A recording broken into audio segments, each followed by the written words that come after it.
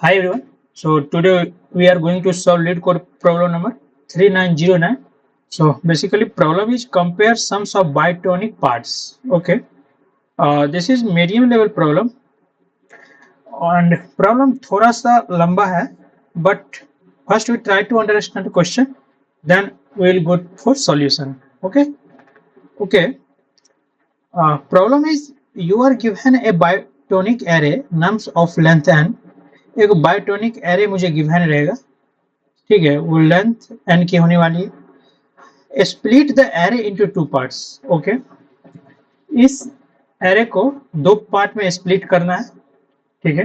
Then first part क्या बोल रहा है, ascending part from 0 to the peak element inclusive, means first जो होने वाला है वो मेरा कौन सा होने वाला है, असेंडिंग। इंक्लूसिव रहेगा क्या, सबसे पीक, मीन्स जहां तक असेंडिंग ऑर्डर लाई कर रहा है वहां तक। देन सेकंड क्या बोल रहा है, descending part from peak element to index n minus one inclusive, means peak element जो है इसमें भी कॉमन रहेगा और पीक जो ये सबसे बड़ा असेंडिंग का ऑर्डर जो रहेगा एलिमेंट वो डिसेंडिंग में भी होगा। ये तो सेकंड पार्ट जो होगा ये डिसेंडिंग का है, ठीक है, और इसमें पीक क्या होगा, इंक्लूड रहना चाहिए दोनों में, ठीक है। देन क्या बोल रहा है, the peak elements belongs to both part, बस मैंने तो देख लिया दोनों पार्ट से बिलोंग कर रहा है। रिटर्न क्या करवाना है मुझे, रिटर्न है 0 if the sum of ascending part is greater. अगर इस असेंडिंग पार्ट का जितना भी एलिमेंट है इसको एलिमेंट सम करके, एलिमेंट अगर हम सम कर लेते हैं या फिर डिसेंडिंग ऑर्डर का भी एलिमेंट सम करते हैं, ठीक है, तो यहाँ क्या क्या कंडीशन आ सकता है, तीन कंडीशन आ सकता है। या तो असेंडिंग ग्रेटर देन डिसेंडिंग हो जाए, या तो डिसेंडिंग ग्रेटर देन असेंडिंग हो जाए, या तो असेंडिंग इक्वल टू डिसेंडिंग हो जाए, ठीक है। ये प्रोबेबिलिटी में बस क्या क्या हो सकता है आने का, तीन कंडीशन हो सकता है, ठीक है। यहां बोला गया है असेंडिंग अगर ग्रेटर है तो मुझे क्या रिटर्न कर दो, 0। अगर डिसेंडिंग ग्रेटर है, डिसेंडिंग का पार्ट अगर ग्रेटर है तो मुझे क्या रिटर्न कर दो, 1।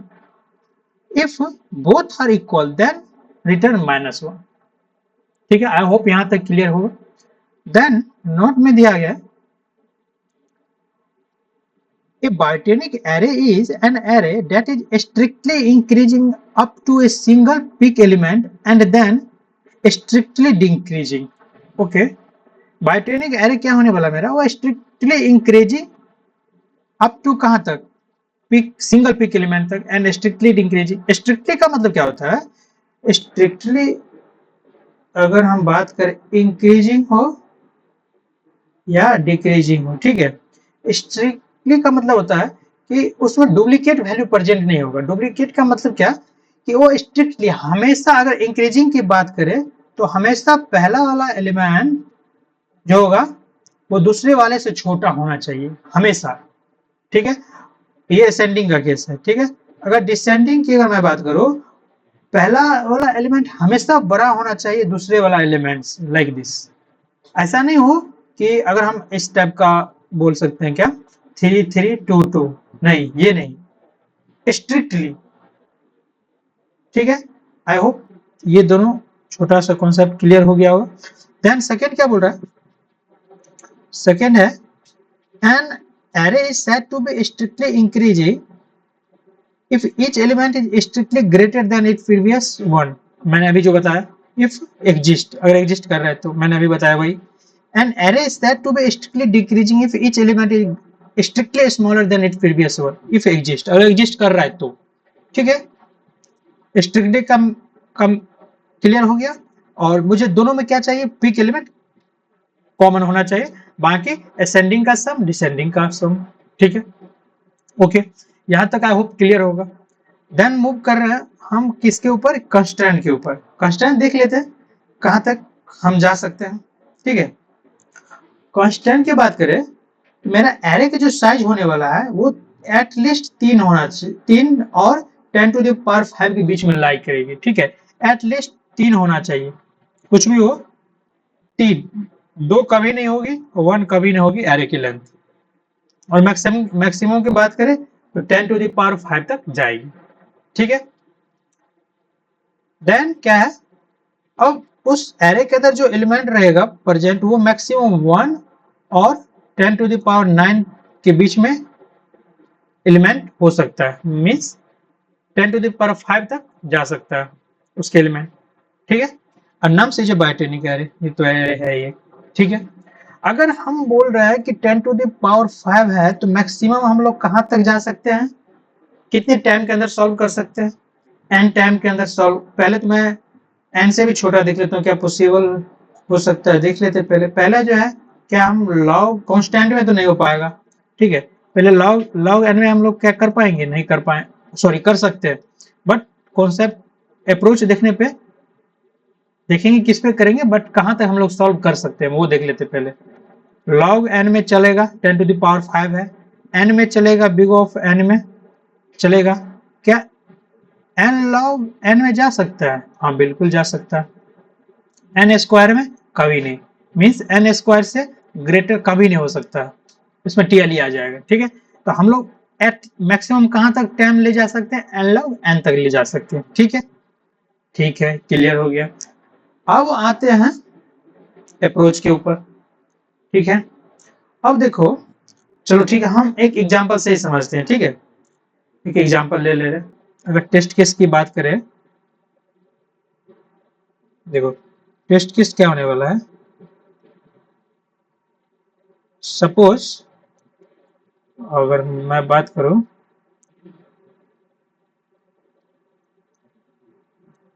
Like this, okay, like this, test case मेरा क्या होने वाला है, इस टाइप का। अब इसमें बताओ, पहले तो हम क्या फाइंड कर लेंगे, इंक्रीजिंग, पहला मेरा क्या फाइंड करने का रहेगा,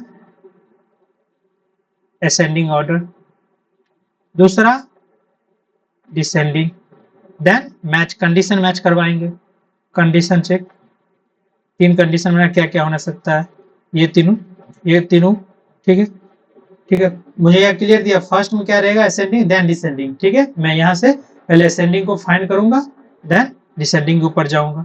ठीक है, अब हम लोग क्वेश्चन के उस टेस्ट किसके ऊपर आते हैं।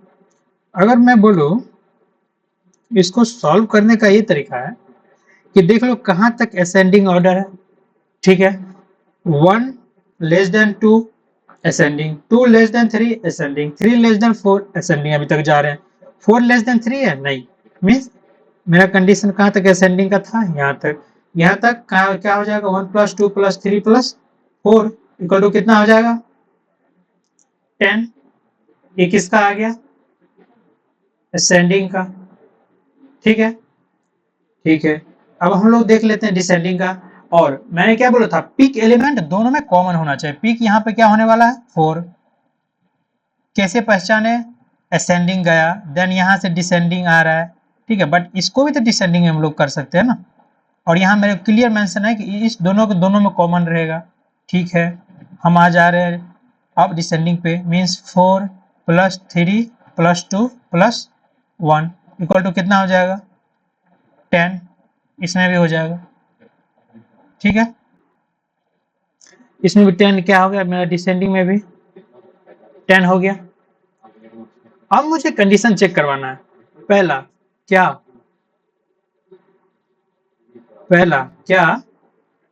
असेंडिंग ग्रेटर देन डिसेंडिंग है, 10 ग्रेटर देन 10 है, नहीं, क्या डिसेंडिंग ग्रेटर देन असेंडिंग है, मीन्स 10 ग्रेटर देन 10 है, नहीं, क्या असेंडिंग इक्वल टू डिसेंडिंग है, हाँ है। ये कंडीशन मैच कर रहा है, इस कंडीशन में क्या मुझे करवाना है, रिटर्न -1। ठीक है, -1 यहाँ रिटर्न कर जाएगी। ठीक है, अगर सपोज यहाँ मान लेते हैं सम होके मेरा जो है सम जो है ये 20 होता, इस केस में क्या रिटर्न होता, क्योंकि असेंडिंग ग्रेटर देन अब डिसेंडिंग हो गया, मतलब 10 ग्रेटर देन 20 हो गया, इस केस में क्या रिटर्न होता मेरा 0, देखो असेंडिंग वाला क्या बोल रहा है 0, मीन्स यहाँ रिटर्न, इस केस में मुझे क्या रिटर्न करना पड़ता है, 0। अगर सपोज मान लो अगर डिसेंडिंग अगर 30 हो जाता है, असेंडिंग 20 है, इस केस में उसके बाद मीन्स 30 ग्रेटर देन 20, तो डिसेंडिंग ऑर्डर में क्या मुझे रिटर्न करवाना है, 1। आई होप क्वेश्चन क्लियर होगा, राइट। ओके, तो अब हम चलते हैं अप्रोच के ऊपर। ठीक है, अप्रोच क्या हो सकता है, अप्रोच बहुत ईजी होने वाला है। ठीक है, मुझे अप्रोच बस इसके लिए पिक एलिमेंट हम कैसे फाइंड करेंगे हम लोग ये देखते हैं। ठीक है, देखो, और हम इसी के अंदर इतना इजीली सॉल्व कर लेंगे। देखो क्या है कि देखो यहाँ पे हम लोग कंटिन्यू क्या कर रहे हैं, यहां से ये 1 था। ठीक है, हम लोग कंटिन्यू क्या कर रहे हैं, इस एरे के अंदर इंक्रीज कर रहे हैं। मीन्स अगर मैं बोलूं, देखो 1 2 3 4 3 2 1 लाइक दिस, एरे मेरा ये होने वाला है। ठीक है, अब हम लोग क्या कर सकते इसमें, अभी तो हम पहले तो सम ले लेंगे किसके अंदर, अगर हम यहाँ मान लो दो वेरिएबल बना रहे हैं। ठीक है, एक असेंडिंग, अभी इसको, ठीक है, और डिसेंडिंग, असेंडिंग, डिसेंडिंग। सही बोलो, यहाँ मुझे क्लियर था कि मैं एरे का जो साइज होने वाला वो 3 से बड़ा होगा। ठीक है, हम असेंडिंग ऑर्डर में स्टार्टिंग में दिया रहा है, ये मुझे पता है। तो हम क्या करेंगे, फर्स्ट है हम असेंडिंग को, तो असेंडिंग में हम 0, इसका जो वैल्यू आएगा इस इंडेक्स का, उसको हम असेंडिंग ऑर्डर डाल देंगे, और डिसेंडिंग के अंदर 0 डाल देंगे। ठीक है, 0 डाल देंगे। ठीक है, यहाँ डाल दिए। अब हम क्या करेंगे, हम स्टार्ट करेंगे इस इंडेक्स से, 1 इंडेक्स से, 0 बेस इंडेक्स होता है, 1 से स्टार्ट करेंगे। अभी हम चेक करेंगे क्या मेरा जो करेंट एलिमेंट है वो क्या प्रीवियस से छोटा है। अगर प्रीवियस से छोटा होगा तो डिसेंडिंग ऑर्डर चालू हो जाएगा। अगर बड़ा है, करेंट एलिमेंट प्रीवियस से अगर बड़ा है, इसका मतलब है कि असेंडिंग है, 2 ग्रेटर देन 1, इसका मतलब अभी तक असेंडिंग चल रहा है मेरा। और एक हम मैक्स वैल्यू ले लेंगे, मैक्स इक्वल टू, स्टार्टिंग में क्या कर लेंगे हम, 0 स्टोर करवा सकते हैं। ठीक है, मैक्स इसलिए लेंगे क्योंकि इसमें जो है मुझे वो मैक्स वैल्यू अपडेट करना है जो दोनों में कॉमन हो। क्यों, क्योंकि असेंडिंग में तो मैं स्टार्टिंग जो इटरेट करते जाएंगे उसमें तो असेंडिंग यहाँ तक तो आ जाएगी मेरा, बट डिसेंडिंग का कंडीशन यहाँ आकर फेल करेगी ना। तो एट द एंड मुझे क्या करना है, ये जो पिक एलिमेंट है इसको मुझे डिसेंडिंग अंदर आके हम ऐड करवा देंगे। ठीक है, देखते हैं, ड्राइव एंड कर। ठीक है, तो मेरा क्या होने वाला है, देखो यहां तक तो मुझे कोई प्रॉब्लम नहीं है। ये 2 ग्रेटर देन 1, ये असेंडिंग जा रहा है ऐसे। अभी अभी असेंडिंग के अंदर मेरा क्या होने वाला है, ये असेंडिंग था ना, हाँ, अभी 0 था। ठीक है, हम चेक करते जाएंगे एक इफ कंडीशन लगा के। ठीक है, इफ अगर इफ नम्स आई, हम कहां से स्टार्ट कर रहे हैं, 1 इंडेक्स से, नम्स आई ग्रेटर देन नम्स आई माइनस 1 हुआ, तो हम मुझे क्या करना है, असेंडिंग के अंदर क्या करना है, प्लस इक्वल टू नम्स आई को कर दो। ठीक है, अगर ये कंडीशन हो जा रहा है ट्रू तो इसके अंदर आ जाएगा, अगर ये कंडीशन नहीं हुआ तो किसके अंदर आ जाएगा, डिसेंडिंग के अंदर। बट डिसेंडिंग के अंदर क्या करना है, प्लस इक्वल टू नम्स आई, ये बस होने वाला है मेरा। अब मुझे मैक्स फाइंड करना है। मैक्स क्या फाइंड करना, अब देखो हम लोग ऐसा मानते क्या है, ये तो लॉजिकली है ना, कि अगर सपोज यहां से यहां तक आएगी मेरा, अगर असेंडिंग ऑर्डर ये कंडीशन मेरा यहां तक जा रहा है, तो लास्ट एलिमेंट मुझे पता है कि पिक एलिमेंट मिलेगा यहाँ पे।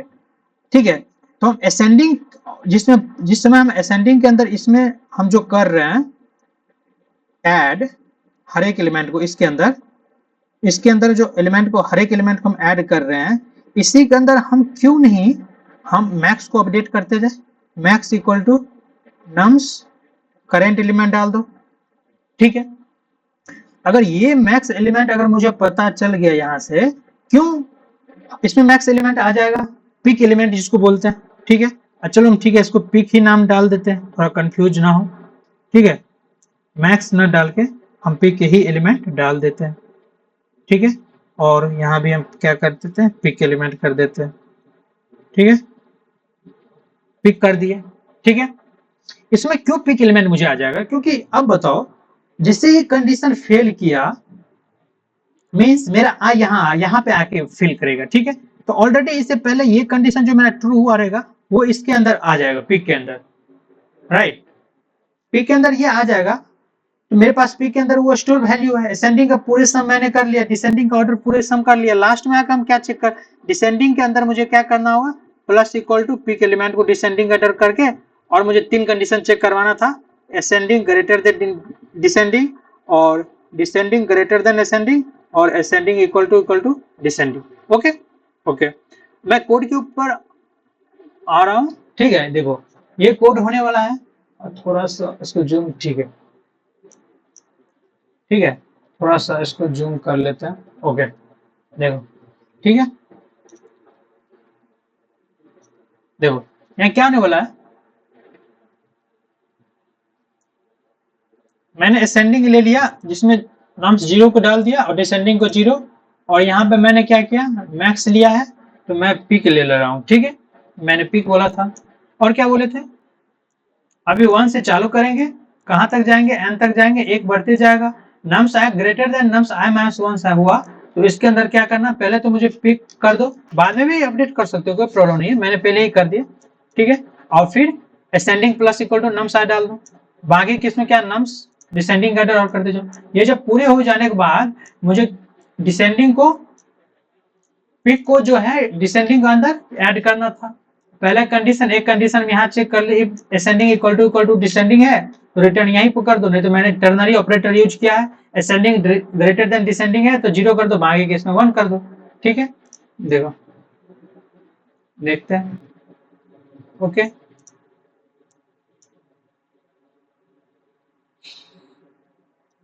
हिडन टेस्ट केस मेरा पास, ओके डन 100% भी, ओके। अब मैं क्या बच गया, दो चीज, time complexity and space complexity. Time complexity कितना लग रहा है, अब इसमें मैंने एक ही बार इटरेट कर रहा है ना, हर एक एलिमेंट पे तो मैं एक ही बार जा रहा हूँ, तो ऑब्वियसली इसमें बिग ऑफ एंड टाइम लगेगा, और स्पेस कॉम्प्लेक्सिटी कितना लगेगा, बिग ऑफ 1, ठीक है ठीक है, done, okay. I hope question clear होगा, एंड मिलते हैं नेक्स्ट वीडियो में, ठीक है, बाय बाय।